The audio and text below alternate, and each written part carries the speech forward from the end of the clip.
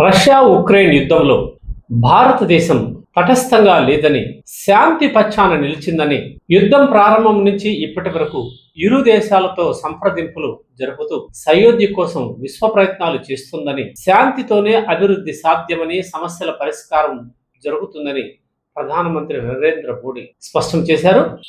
23వ వార్షిక సమావేశం కోసం భారతదేశం వచ్చిన రష్యా అధ్యక్షుడు వ్లాదిమిర్ పుతిన్ కు ఆయన 8 మందితో కూడిన మంత్రివర్గానికి ఆయన నరేంద్ర మోడీ స్వాగతం పలుకుతూ పుతిన్ తో సమావేశం సందర్భంగా వీటిని స్పష్టం చేశారు.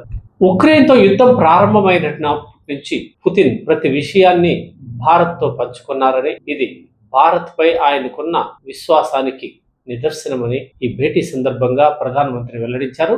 చర్చలు శాంతియుతంగా వివాదాల పరిష్కారంపై భారత నిబద్ధతను ప్రధానమంత్రి నరేంద్ర మోడీ ప్రస్ఫుటం చేశారు. రెండు దేశాల మధ్య నమ్మకం అనేది ఒక బలమైన బంధమని ప్రధానమంత్రి పేర్కొన్నారు. దేశాల సంక్షేమం శాంతి మార్గంలోనే ఉందని, ఇరువురం కలిసి ప్రపంచాన్ని ఆ మార్గంలో నడిపిద్దామని ప్రధానమంత్రి పుతిన్ కి తెలియజేశారు. ఇటీవల కాలంలో జరుగుతున్న ప్రయత్నాలలో ఈ ప్రపంచం మరోసారి శాంతి దిశగా తిరిగి వస్తుందని ఆయన ఆశాభావం వ్యక్తం చేశారు.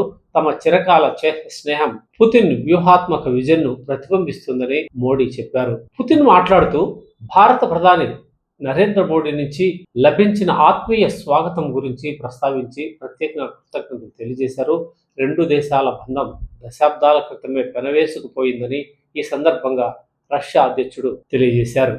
ఉక్రెయిన్తో శాంతి ఒప్పందానికి సంబంధించిన వివరాలను భారత్తో ఎప్పటికప్పుడు షేర్ చేసుకుంటున్నామని ఈ సందర్భంగా రష్యా అధ్యక్షుడు ప్రకటించడం విశేషం. ఒకసారి మనం చరిత్రను పరిశీలిస్తే, పాకిస్తాన్తో యుద్ధ సమయంలో అమెరికా పాకిస్తాన్ వైపున నిలిచి భారతదేశానికి వ్యతిరేకంగా నిలబడి పెద్ద ఎత్తున ఆయుధాలను, వార్షిప్లను తరలించే క్రమంలో అప్రమత్తమైన రష్యా భారత్ కండగా నిలబడి తన వార్షిప్లను ఇండియా వైపు తీసుకురావడంతో అమెరికా వెనక్కి తగ్గాల్సి వచ్చింది. ఇది గత చరిత్ర.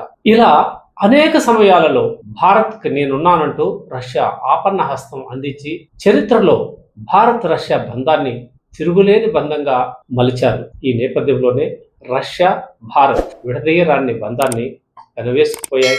ఇరు దేశాల ప్రజలు ఇరు దేశాలను మాతృభూములుగా భావిస్తున్నటమే ఇందుకు ప్రధాన నిదర్శనం.